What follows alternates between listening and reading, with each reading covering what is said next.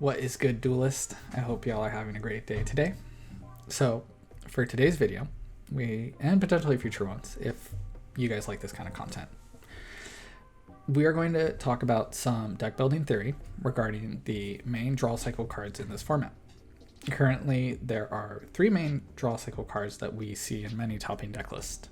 They are Upstart Goblin, Gold Sarcophagus, and Legacy of Yata-Garasu.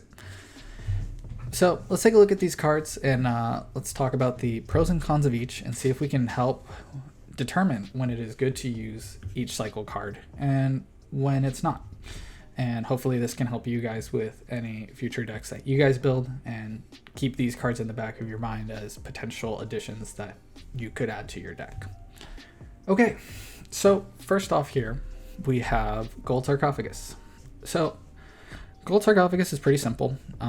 You get to look through your deck and you get to banish a card, and then on your second standby phase after using this card, you get to add the card to your hand. So it has a pretty significant pro in that it gets you any card from your deck, and there's a couple cons that come with this, obviously. The first being most common is that you're going to have to wait 2 turns to get your card, so you're going to be at a -1 in card advantage for 2 turns until you get your card back. There's also a chance that you might not get the card. I know this is like very unlikely, but it is something that has come up, so I feel like it should be mentioned and addressed as a con, as it's something that can happen. Something like Burial of a Different Dimension can act as a form of interruption to stop you from getting the card. Another bigger thing is that your opponent is going to know what you are getting, right? And that in itself is going to give a lot of information to your opponent. If you're banishing a Judgment Dragon with Gold Sarcophagus, then they're going to know your deck, your strategy, you're giving away that kind of secrecy. So or if you're banishing something like Future Fusion or Miracle Fusion, you're giving your opponent more information into like what could potentially be in your hand and what is not in your hand. So I would recommend Gold Sarcophagus for decks that have a lot of powerful cards or they have a lot of high impact monsters. So things like Diva Hero and Zombies, Light Swords and Dragons, they all make very great additions for Gold Sarcophagus. And we'll look at some lists in momentarily to really talk about why, right? So for Gold Sarcophagus, I would not consider this to be a 38 card deck. If you're running 38 cards and 2 Gold Sarcophagus, I would consider it a 40 card deck. I think because of how Gold Sarcophagus cycles you cards, it's a little unfair to say that you're thinning your deck and immediately getting the rewards off it, so you shouldn't consider this as a 38 card deck when you're running your calculations. But what you can do is actually account for this card being additional copies of a boss monster, because in that regard I do believe that that is an acceptable calculation to make. So without further ado, let's go ahead and look at some lists, right? Some good topping lists that have done well with Gold Sarcophagus. So the first one here, we have Diva Hero, and this is what I believe to be a True Heroes Diva Hero topping deck list for the Ultimate Time Wizard event in last year. Or was it this year? I think it was this year. It was earlier this year, wasn't it? Man, that feels like such a long time ago. So yeah, I definitely feel that in decks like this, you do get a good example of why Gold Sarcophagus is great in something like this. I think having additional copies of Future Fusion while increasing consistency of finding Miracle Fusions or your other high impact cards like Return from a Different Dimension, Heavy Storm, Brain Control, Dark Armed Dragon. I think there's so many good cards in this deck, and depending on the hand, you get to leverage Gold Sarcophagus in a very strong way to further your game state. I think getting even to have the opportunity to do things like search for the hero side with reinforcements of the army or Stratos if you don't have access to that with Gold Sarcophagus, or finding your water side with additional copies of Deep Sea Diva, right? Like you get to just Gold Sarc Diva, and then in 2 turns you get to find the water side, and then that Miracle Fusion that you have in your hand is now going to turn live in 2 turns. I think is great. I think that when we're talking about a deck that has a lot of high power level cards in it, if you can afford to find room for 2 Gold Sarcophagus to find these high power level cards, it's going to increase the overall consistency of the deck And there's no question to why this found a lot of success at the Ultimate Time Wizard event. I think having that opportunity to do that in this deck is great. So for something like this, right, it's when I'm doing my math calculations I do like to think of like Future Fusion here as like a 3 copies of, right, because I have the 2 additional copies, and it's also kind of nice because then I can do the same with Dark Arm Dragon. I can say that essentially if I need 5 copies of Deep Sea Diva, I can, and I can run the math on that. Same for Miracle Fusion, we're playing essentially 5 copies. So I do like to, when I'm running calculations on the consistency of finding these cards, I do like to take the Gold Sarcophagus into account for what that card could be when I need it, which is pretty nice. Here we have a different type of example of a deck where you're not really having that many high output, inherently powerful cards, but what we instead do have is cards that we're really looking for, right? So I think in the Dragon deck, what we're really looking for is usually something like Future Fusion or something like Heavy Storm. And having additional copies of those in exchange for 2 turns, I think is way more than acceptable because of how strong this deck becomes with those cards. Some lesser options that you could also consider going for is if you needed like a DD Warrior Lady to attack a card, it becomes a good utility to search that, or finding Red Med for additional copies of that I think is great. Call of the Haunted is good in the mid game. So I think decks like this can really thrive with that. And this actually does lead me to want to mention something about this card. The other situation where this card is not too great is when you're in a top decking situation and you're like 1 to 0 cards, like you have nothing on field, your opponent, and you are both at a point where you've both cleared each other's boards, and now you're looking for something off the top. If you do draw a Gold Sarcophagus there, that is when it feels the most mediocre.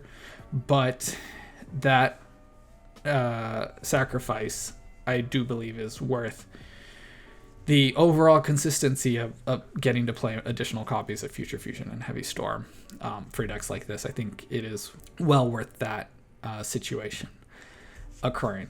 So another example here, right, we have Light Sworns. I think Gold Sarcophagus and Light Sworns is very, very good.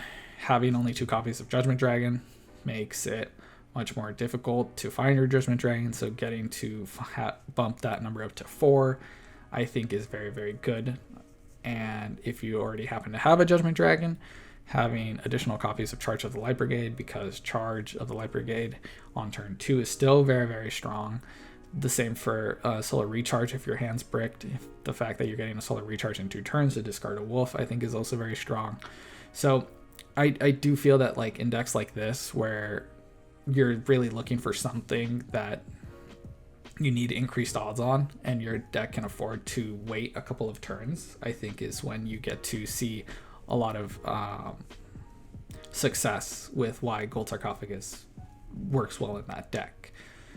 And then finally, here's a more obscure list. I believe this was from the online RBET that happened most recently. This was a zombie list that got into top 8 with 2 Gold Sarcophagus in the main. And this has been something that I was trying out with zombies a while back. I opted to go for Upstart Goblins instead, just because I felt like the deck had a bunch of high output cards and high power level cards that having an overall consistency in the deck would be very, very good for something like zombies. And I think the thing that didn't occur in my head was just like, oh, well, why don't we just play Gold Sarcophagus instead?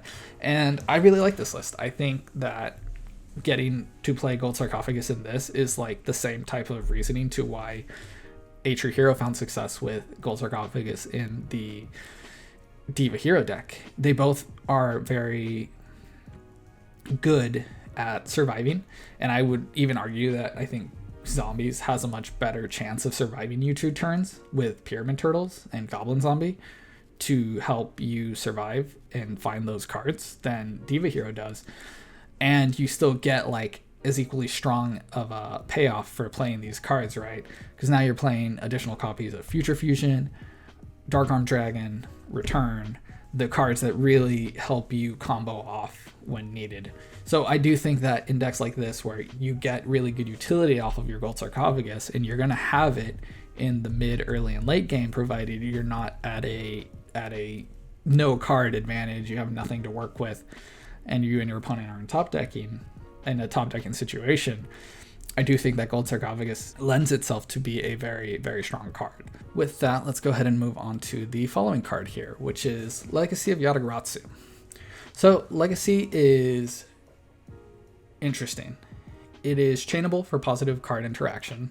And of course there is the silly caveat where if your opponent controls a spirit monster, you do get to draw 2 cards, which is, I mean, it's not negligible. I guess it's something that we should consider, and it is a pro, be it that it is a minor one. And then we have a con here. The cons here for the card is that you do need to wait a turn at minimum for your Legacy to get you the card. It does give a chance for your card not to cycle, in that if it gets MST'd or does tornadoed or trap stunned, it will not draw you the card. And it is definitely a lot more complicated to use than the other card cycle options out there. So Legacy of Yata-Garasu is definitely a much newer idea that's been explored in Edison format. I think I personally have seen it being talked about this year, so it's pretty new. I definitely see it in a lot more black road heavy decks, so things like Blackwings and Fairies tend to play this card. And also, similar to Gold Sarcophagus, I do not account for this card as being a 38 card deck. I still consider my math to be 40 cards with 2 Legacy of Yata-Garasus in it, just because the fact that this deck can get negated or MST'd or Dust Tornadoed, and that's much more likely to happen. Or you're going to make the decision to not use the Legacy of Yata-Garasu as soon as you can use it, makes it so that it's not going to immediately cycle. Therefore, I don't like to consider it in my math of a less than 40 count. So let me go ahead and show off 2 quick lists here. So this was, I believe, Brother D's list, which was a variation of another list that topped an RBET, I believe, that was on to Legacy of Yata-Garasu in the main. Something that I have noticed with Legacy is that it definitely does tend to work well in back row heavy decks. I think giving the ability to kind of trick and make your opponent feel like there's much more threatening back row than what is actually there is very good and can work well in your favor. If they start making calls like that's saying that that's a bottomless or a dimensional prison, and then they start making plays to play around that, and if you are a good player and you pick up on those, you can kind of leverage that situation to your advantage and like not flip up the Legacy of Yata-Garasu, make it seem like it is, and like they're playing it correct. And then when you want the card cycle, or like you don't care about the situation anymore, you can like flip it, get your draw, and then use it. You also get the opportunity here to bluff set a lot, so you can do things like set bottomless, set Legacy, maybe set your Nova Summoner right, so it's like it looks like a pretty threatening thing. It looks like a pretty threatening board, and your opponent's going to look at that, and they're going to be a lot more likely to like maybe try to heavy, maybe try to use Dust Tornado or MST on something, and in that exchange, the heavy is going to be a 1-for-1, which is great. The MST's 50% chance to miss and be a -1, which is great. So it's definitely a very interesting card. I think in decks where you are playing a lot of back row, it makes a lot of sense to do. I've personally been trying it in Blackwings, and we can actually go and look at the Blackwing list really quick. They topped something with this, whether it was Deck Devastators and RBET, I'm not 100%. But I did try Legacy of Yata-Garasu in Blackwings, and it definitely was interesting. It was a very, very interesting card to play. I think in Blackwings, it's very cool because it gets to like trick your opponent very well. And that's kind of, I think, what I'm trying to get across with Legacy of Yata-Garasu. It's a very tricky card. It's like you're a trickster of some kind with your back row, trying to make your opponent think that like you have real stuff back there, but it's just a cycle card, right? So in the context of Blackwings, I think it's really neat because when you do things like you play a Whirlwind, you do your normal summon, you get your card for the Whirlwind, so the Whirlwind has effectively replaced itself, and then you set 2 back row. Let's say you set Icarus Attack, you set Legacy of Yata-Garasu. What you're essentially doing here is you're providing an interruption, and you're establishing a very threatening board for your opponent, right? Now they have to think that you're playing around 2 back row, and they're going to play a lot more defensively. And or if, let's say, they have Heavy Storm, right, and they decide to pop the heavy off, they decide to use heavy, or they try to use some form of spell trap removal to remove all the back row, you have now converted your back row into a 1-for-1 with the heavy, because the Whirlwind has replaced itself and the Legacy of Yata-Garasu is going to replace itself, and all you're losing there in that exchange is the Icarus, which is great. That's phenomenal. Like, for having 3 back row set and then getting value off of 1 and then getting value off the Legacy is great. Like, that's such a fantastic exchange. Like, I would gladly take that anytime, right? And I think that in decks where the overall card quality of all your cards is good, notice how in something like Black Wings, you don't have like high impact haymakers, right? Like, the only one is really Dad and potentially Whirlwind, but I would argue that Whirlwind isn't near comparable to the level of strength that a Future Fusion can provide, that a Miracle Fusion can provide, that Dark Arm Dragon, or Return from a Different Dimension, provides, right? It's not on the same wavelength, right? So I think when your deck has a bunch of very good cards, but they're not like the highest impact of cards compared to like what you would find in Diva Hero or Zombies, I think that is where you get really good utility off of getting to wait a turn for your card cycle. So it's definitely very interesting. And so something I also wanted to take a look at with these two lists, right, is let's say you were to do something like swap Legacy of Yata-Garasu out for something like Gold Sarcophagus, right? Let's take a look and see what that would do to the deck. I was trying this a while back just to get some more solid data, like some more circumstantial data, see if there was anything that I missed with it. But before trying out Legacy of Yata-Garasu in the Blackwing list, I did try Gold Sarcophagus because of the same theory that maybe having additional copies of Black Whirlwind and Dark Arm Dragon would be very good. And it was a decent option, but what you do tend to find is that waiting 2 turns for a Black Whirlwind is definitely not as good as like waiting 2 turns for a Future Fusion, or waiting 2 turns for a Return from a Different Dimension, or for a Miracle Fusion. Black Whirlwind, by the time the second turn has come up, you're kind of banking on like a good top deck, or you're gonna have to like probably summon Kalut or Blizzard, and you're gonna search a more lower impact card, because you're most likely going to summon your Shura and Bora within the first 2 turns, right? So for that reason, I do believe that Gold Sarcophagus and something like Black Wings is a lot less impactful. It doesn't seem as good compared to running Gold Sarcophagus in other decks. And so that's where this is a situation where I would definitely value a Legacy of Yata-Garasu more than a Gold Sarcophagus in this list, right? And so if we take a look back here at the Fairy deck, actually, right, if we were to do a similar train of thought here, right, we swap out the Legacy of Yata-Garasus for a Gold Sarcophagus, I kind of like it. I kind of feel like it's pretty good, right? It sounds like a very, very nice thing to do, because you get additional synergies where you get to combine it with Dimensional Alchemist and Return from a Different Dimension.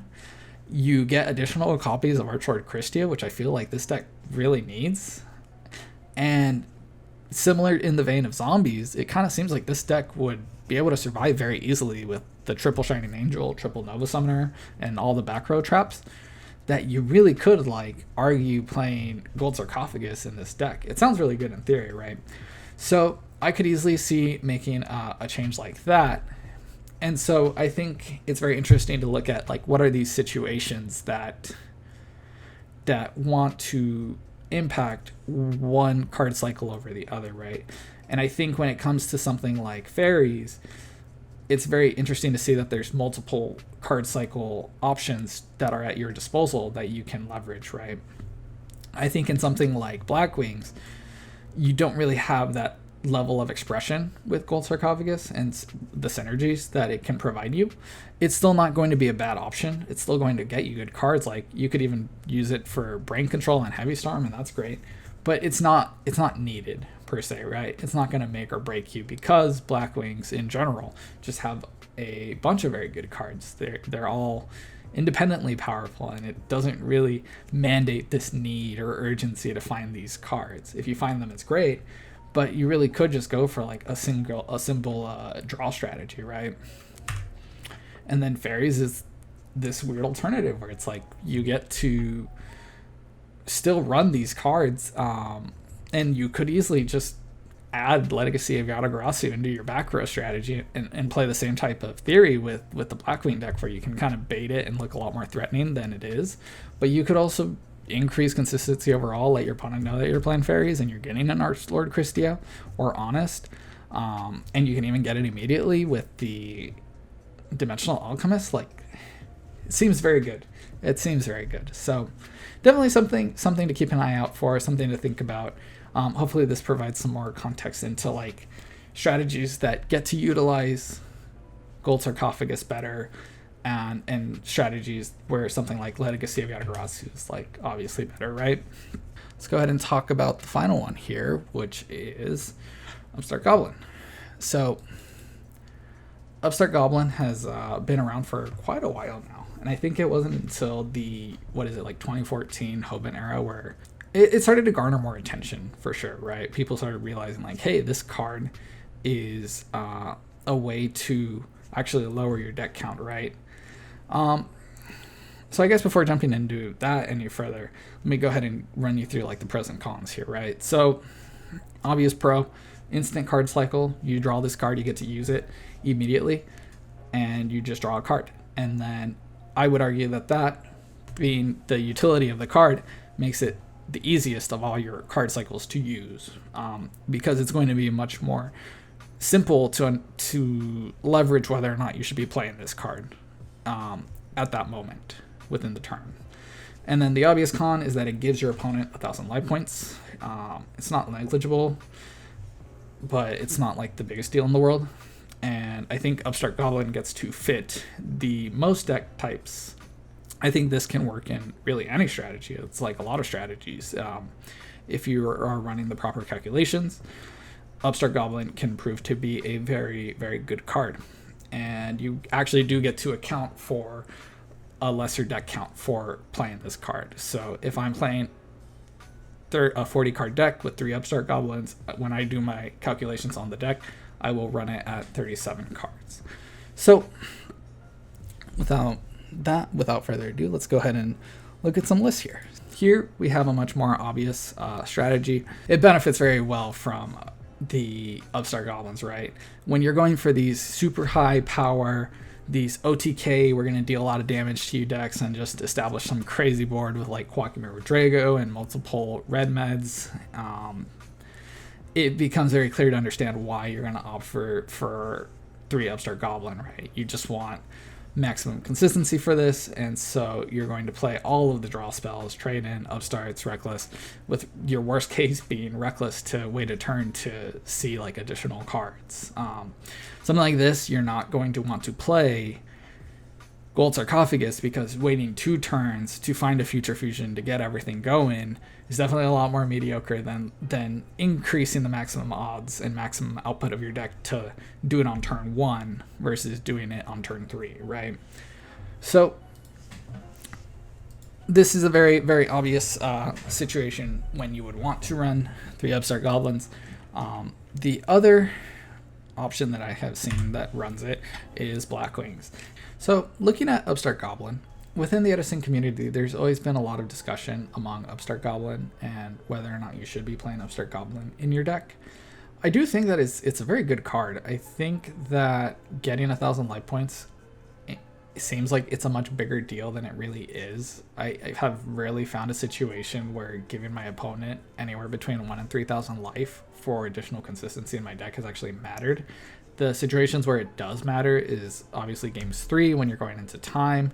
In that regard, usually I'll take out the Upstart Goblins and go and I'll cut the Solemn along with that matter with the Upstart Goblins if I'm playing Solemn to help mitigate that problem. And in games 1 and 2, I've usually found that playing Upstart Goblin has been pretty negligible, just because if I'm going to be winning that duel, it's pretty apparent. And the only times where it seems like it's not is when our games have whittled down to very similar game states, like with Gold Sarcophagus, where you're down to the wire. But in the context of Upstart Goblin, you actually have like proactive monsters, and like you kind of don't want to play the card because you want to try to kill them as quickly as possible. So you have to kind of make the judgment call of like whether you give them the 1,000 for the cycle at that point. But I would argue that you should be doing that, just because getting through your deck even more at that point, even though they're at a low life total and they could be dead within the next turn, it is still worth playing the Upstart Goblin, giving them the 1,000, see your next card so that you can still evaluate the situation at hand and play accordingly, right? Rather than hold it. But you can hold it as well. You can choose not to play it and see what they do, and then play the card after if you've fallen behind a bit. And in that context, when it seems like it's the worst, it's kind of rough because it already feels like you're winning the game because you've established tempo, and like it's kind of this greedy sentiment of not wanting to give your opponent life because you're trying to kill them.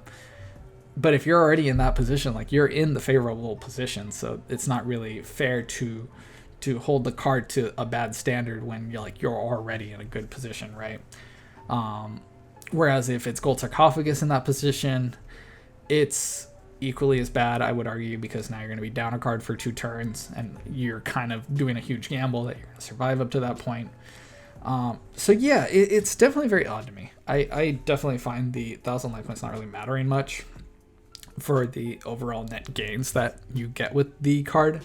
Okay, so now what I want to do is talk about same deck statistics, and I do want to compare something like Black Wings because I feel like it's one of the best decks to showcase numbers and deck calculations and probabilities with compared to others, just because of how inherently powerful all the cards are, what you're kind of looking for with your cards, and what you're giving up versus what you could have in the deck alternatively for those cards. One of the most common things that I do like to use here is a hypergeometric calculator.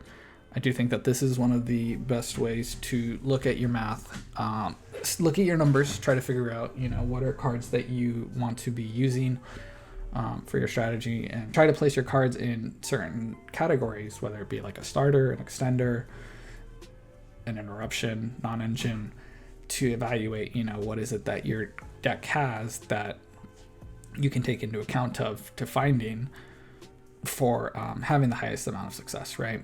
So if I take a look at this Blackwing deck here, right, what I like to consider a starter in Blackwings is usually Shura, Bora, and then if I'm going second, Sirocco. I think these are the 6 to 9 monsters that you generally want in your opening hand.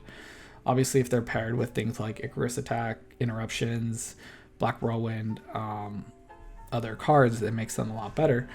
But alone, I think these are the 6 to 9 most powerful monsters that you do want to find in the opener.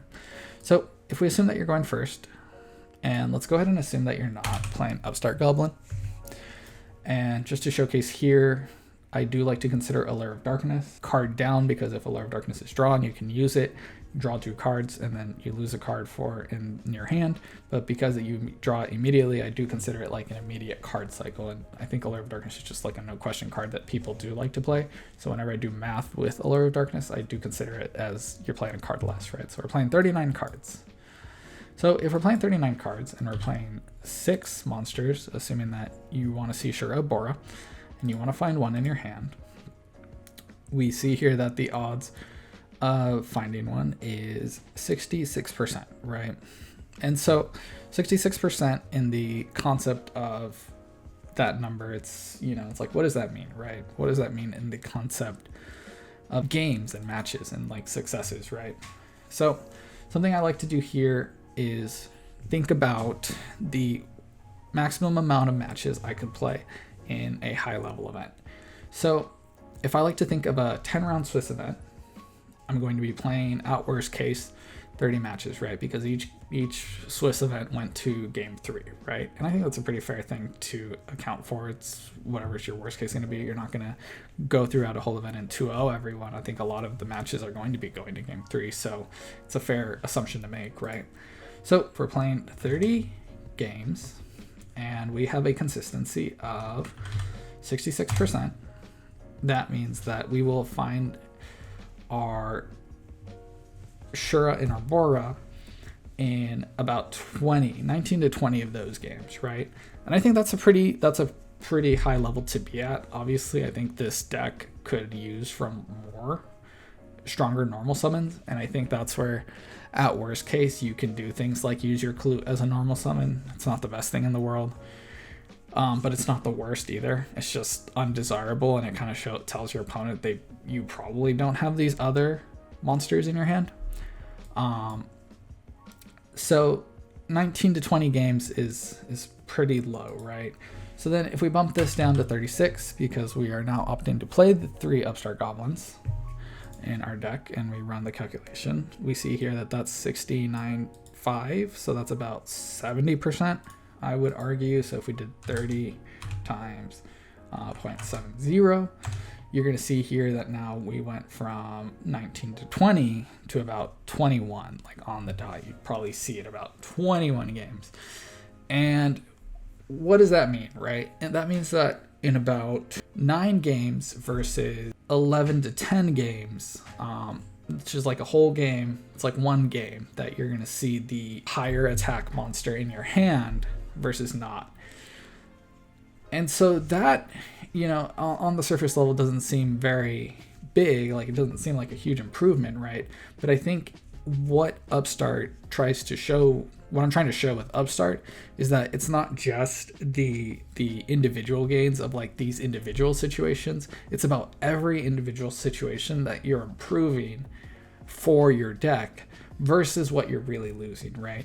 And we'll talk about the losses in a bit, but I do want to go over a bit more of these pros, right? So let's assume then also that we lump Sirocco into this, right? And we say like, okay, the deck has enough back row, and it has enough interruption, and you could easily get through to your following turn to find Sirocco at worst case, right? So let's say that we open the Sirocco and we bump this to 9, and we don't know that you're going first or second, right? Because that could even then mean that the Sirocco is going to be live on the first turn. So if we bump that up to 9 and we don't choose to play Upstart Goblin, we are at 81.8%, so about 82%. So if we do 82% times our 30 matches for our 10 round Swiss event, that is about 25 to 24 games. So 24 to 25 games that you will find one of these cards, right? So that means that will be about 5 to 6 games that you don't. And those 5 to 6 games that you don't see those cards, it's going to be less than ideal. If you end up losing those games, what does that mean? Well, it's probably about 2 matches. It's about 2 matches that you would have lost, right? If you lost them in consecutive order, which is pretty good, because I think in a 10-round Swiss event, if you lose 1 to 2 matches, because you didn't find your consistency cards like Sirocco, Shura, Arbora, that's a pretty decent situation. So now, here if we bump this up to 36, and we shoot this up, we now go to 84.8, so that's about 85, I would argue. 0.85 times 30. So if we do 0.85 times 30, because of our 30 games, we get 25.5. And so now we went from not seeing it 4 to 6 games to now we're not going to see it 5 to 4 games, right? And that, in my opinion, I think matters a lot more. I think being able to see that additional copy of Bora, Shura, or Sirocco in one game is pretty detrimental, right? Like, I think that's the means between life and death of winning the match and losing the match. And so I really do value that game, because in a Swiss event, if you're losing 5 to 6, that could be the 3rd match, and then you're on the bubble, or you might not make it. Whereas now if you're between 4 and 5, that's about 1 to 2 matches, and then more often than not, it's probably going, and this is all assuming the worst case, right? It's like, let's say you lost 2 games in one match. So then it's like, at worst case, it's 2 matches versus the worst case of the alternative situation being 3 matches, right? And I would much rather be in the I've lost 2 matches versus losing 3 matches and then being on the bubble. So I think you do get to see a lot of the net gains in much more higher level Swiss events versus 5 to 6 rounds. And then there's also the added benefit that now going into single elimination, you will have the more consistent deck compared to the deck lists that do not play the Upstart Goblin, right? And so then some other things here that we want to look at. Let's say that if you do Upstart Black Rowan, I think here you'll see that there's really not too much of a gain here. I think we go from 29% to 31%. So you go up about 2%. You'll see it consistently about 2% more, which, it doesn't sound like a lot in the grand scheme of things. If we go from here and we multiply by 0.29, it's about 8 to 7. So it's like 7 to 8 to 9 games out of your 30 games that you'll see it. And then if we do 30 times 0.31, it's 9 to 10, more closer to 9, right? And I think Black Roland is a card that, you want to open this card as often as you can, right? And so if you're telling me that in 30 games, I'm going to get to increase my number by 1 by playing 3 Upstarts, well, as long as what I'm sacrificing to play those Upstarts isn't much, I would much rather prefer that, right? So the pros here are pretty strong for Upstart and Blackwings, right? You get to shrink your deck count by a bit. You get to increase the overall consistency of finding one of these 9 cards. You get to increase your consistency of finding Black Whirlwinds. And you get to increase the consistency of seeing all the other cards in the deck, right? So now let's assume that this player decided to not play Upstart Goblins, right? And what would you decide to play if you're not playing Upstart Goblins? I would argue it would probably be a 3rd D Prison, a Royal Oppression, and maybe the 2nd Bayou, right? I think that's probably the fair assumption to make. And so what we can assume here is that if you chose to not play Upstart Goblin, what you're instead going to be playing is anywhere between 1 to 3 additional copies of Interruption. So for this deck, what I would consider Interruption to be is Torrential, Solemn, Oppression, Mirror Force, Icarus Attack, Deprison, Bottomless, and Collude. So that's 3, 5, 7, 10, 11, 12, 13 copies of Interruption in this list. And if we assume that you're adding 2 more Interruption cards, you're going to be going up to 15, right? So if we go back here and let's say that we are at 39 cards and we want to run our additional, we'll say 2 copies. You added 2 additional copies of Interruption and 1 value. So that now is going to pull you to 15, and you want to know how much you find about 1, and that's about 96% that you will see your Interruption. And that's a lot, right? 96% is quite a bit. Now, if we look at you, if you didn't choose to do this and you kept it at your 13 forms of Interruption, right? Let's say you put in the Upstarts and you cut an Oppression, you cut a Deprison, and you cut the value for your 3 Upstarts. I think if you're doing something like playing Upstart in Blackwings, you probably should bring the value down to 1 just so that you have minimum odds of drawing that. I think a list like this just values maximum turn 1 consistency to find its game plan and then just try to grind it out with blizzards rather than the value side of it, right? So in this list, right, it's 5 with the Colludes and Bottomless, 2 Deprisons, and 3 Icarus, so that's 14. Okay, so here what we want to do is actually try 16. It's going to be, the numbers are 16 and 14, right? So it's 97% that you're going to see one or more versus, what did I say, 14? Versus 95%, right? So if we take our 30 matches and we look at our interruptions at 95%, that's 28 to 29 games. So you won't see interruption for 1 to 2 games, right? And if we look at the more interruption idea here, we go back to 97, right? If we do 30 times 0.97, it's one game. It's like one game that you're probably not going to see it. And now, when we're talking about one game versus 2 games in the context of 30 games, right? It kind of seems like the sacrifice for additional forms of back row, it's well worth the cut to include additional overall consistencies of finding your stronger Blackwing cards, right? Of finding Black Whirlwinds, of finding Siroko's, Bora, Shura, and then keeping your chop count at what it is. It seems like it's well worth the sacrifice, right?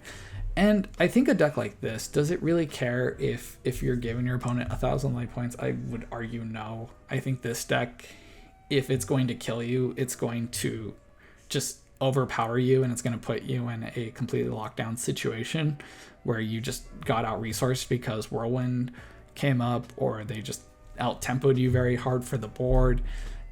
So it really does seem like a deck that really values very, very greatly from Upstart Goblin, and that's what makes Upstart Goblin, I think, the best option for Blackwings. I think if you're running for this type of traditional style Blackwing list, you can definitely afford to go 3 Upstarts, and the negatives about the card definitely get outweighed by the positives.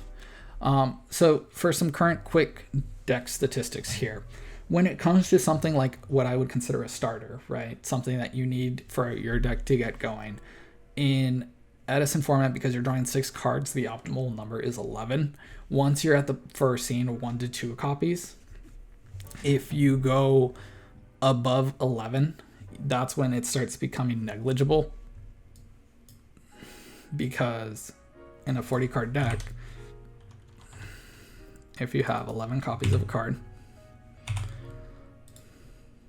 it's about 88% that you're going to see the card, and so then 88% in 30 games is about 26 games. So that's 4 games, 3 to 4 games that you won't see the card, right? And then 3 to 4 games is perfect. That's like in 30 games to not have your starter in 3 to 4 games. That's a fair, acceptable number to not have it.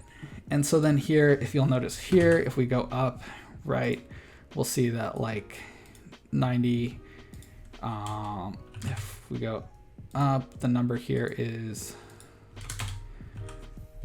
12. If we go to 90 and then we go 13, 92, you really aren't getting that much significant gains, as opposed like if you were at 10, you're at 84, and then you go to 11. I think this is like the last like truly significant gain where it's like 2.5%. I think the rest from that point on start becoming like less than 2.5%. In an increase of consistency for your deck. And this is like a pretty good point to be at. If you can get your deck to 11, it's definitely ideal for the best consistency for your deck. So that's a good number to keep in the back of your mind. And then the other number, if you're trying to keep your deck at consistently opening 1 card for a strategy, I believe the number is 5. I believe 5 keeps it at 57%. But because you only want 1 copy of the card, I think 42% is, if you don't want to see any more copies of that card. I think the key card I've been looking at this point is Assault Mode Activate. So with 3 Assault Beasts and 2 Assault Mode Activate, I think that's like, this is the number where you'll see that you have the best options. This will be the max point where adding additional copies of this card is not going to increase your odds of seeing more than one by much. So I think here this goes up by 1%, so it's at 6. You get an additional like 1% increase of seeing one copy of the card.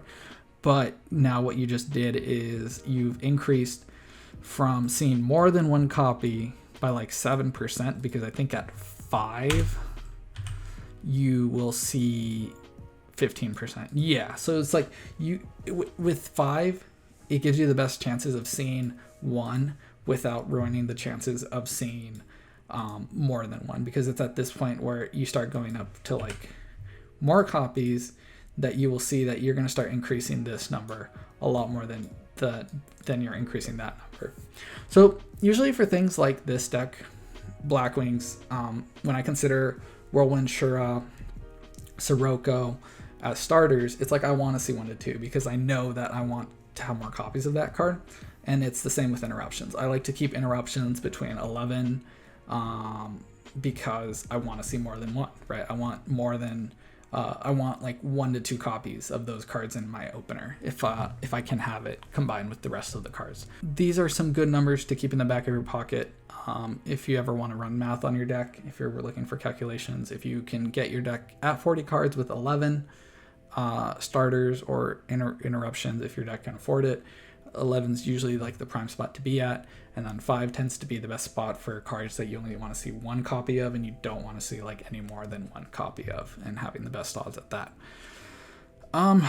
So with that, some final things that I did want to notice here. Is it possible to like run multiple cycles of a card in your deck? Obvious answer is yes. I would argue that there's many decks in Edison that do, but this is a list that won, or it didn't win. I think it topped the last Deck Devastators tournament, but they had a clear idea here to try to maximize consistency of the Dragon package with the Deck Devastation package and Eradicator Epidemic package. So I think for things like this, when you're trying to go for like a super hyper aggressive strategy, it makes sense to run more than 1 card cycler and then just give up on your defensive options, your interruptions, because at this point you're trying to win the game in a very different way. So if you'll notice here, they are clearly lowered in interruptions, right? It's like Gorge, Trag, Call the Haunted, Torrential, Solemn Mirror Force. So what is that? 1, 2, 3, 4, 5, 6. It's like 6 forms of interruption. And when I think of Gorge and Trag as interruption and Call as interruption, they're definitely very situational interruptions in that they're proactive interruptions in the sense that they're going to stop your opponent from attacking, and that they are going to be advancing your game state.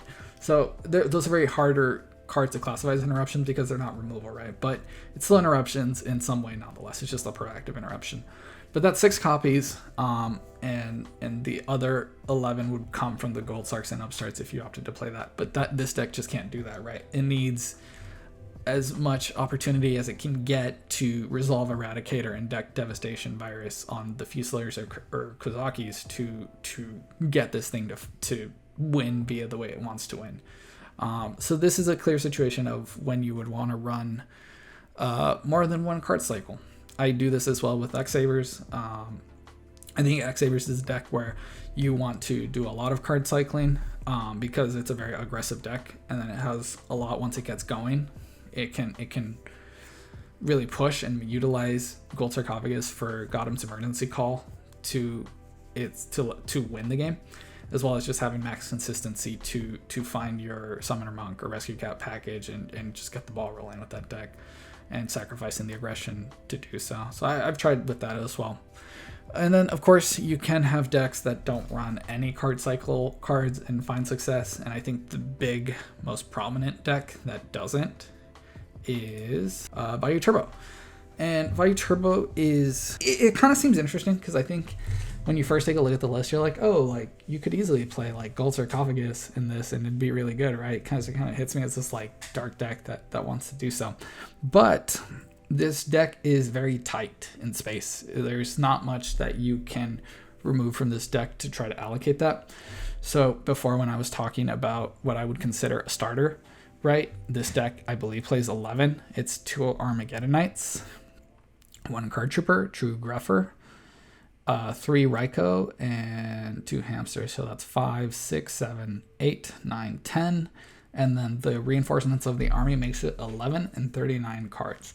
So that is like a very good number to be at for seeing 1 to 2 of these cards to really get the deck rolling. Beginning of the game, right? In the beginning of the game, if you want to actually do something and be proactive with your deck, you kind of need to see 1 of those 11 cards. And if we look at your forms of interruption here, you're at 1, 2, 3, 4, 5, 6, 7, 8, 9 with Gores. So you're at about 3, 6, 7, 8, 9. Yeah, it's about 9 with Gores. So if you're about 9 forms of interruption with Gores, you don't really want to cut your interruption for gold Sarcs. And you don't really want to cut your monsters for gold Sarcs either. Neither do you want to do that for Legacy of Yata-Garasu. I think Legacy could also be a card that you could fit in this deck, just because it's also another back row deck where it does like to set like 2 to 3 back rows. But it just doesn't have the space. It's just very, very tight, and you're not gonna sacrifice Brain Control or Burial or Heavy or Mystical Space Typhoon or Reinforce. Like, you're not gonna sacrifice any of that non-engine for any of these card cycle cards. So it's definitely appropriate to evaluate decks and see that, like, oh, some of them just don't have the space for the card cycle cards, and it doesn't need it, right?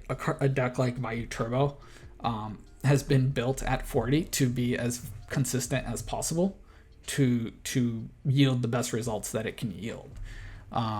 When we look at something like Black Wings, because your starter count is less than 11, it's very hard to warrant not playing the Upstarts, because you're less than 11, you're less than ideal, and the cards that you can sacrifice to fill in the space to increase that consistency is well worth the statistical increase, in my opinion. With that, guys, that's actually going to wrap up the video. I hope you guys found this very insightful. I hope that this was a good video. If you guys enjoyed this, please let me know in the comments. If you guys have any other deck ideas or deck theory questions that you would like answers to. If you guys have anything that you don't agree with or you guys don't believe in, feel free to let me know in the comments. I'm always open to like talking about this stuff. I think at the end of the day, talking about the theory of deck building is very essential. And I do like to try to show that with a lot of the decks I play and a lot of the theory I do. And with that, guys, I will see you guys in the next one. Peace.